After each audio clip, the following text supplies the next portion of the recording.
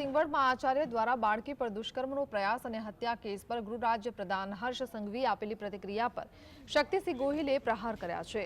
તેઓએ કહ્યું છે કે જે ઇન્વેસ્ટિગેશન ઓફિસરનું કામ છે તેમાં સરકારે ન પડવું જોઈએ।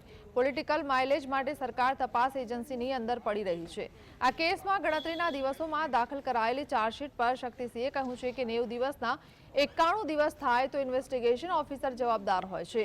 નાનામાં નાની વાતનું ધ્યાન ઇન્વેસ્ટિગેશનમાં રખાતું હોય।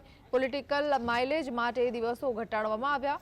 એટલું જ નહીં, તેઓએ કહ્યું છે કે આ કેસમાં વધારે પુરાવાનો સમય ન મળે અને આરોપીને ફાંસી નહીં થાય અને નાની સજા થશે તો જવાબદારી કોણ લેશે?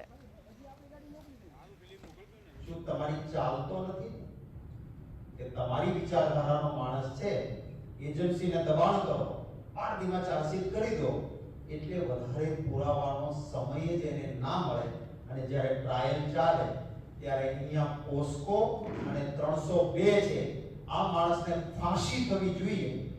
કાલ સવારે આ સરકારની હડબડીના કારણે આ માણસને ફાંસી નહીં થાય અને માત્ર આજીવન કેદ કે નાની મોટી કેદની સજા થશે તો જવાબદારી કોણ લે?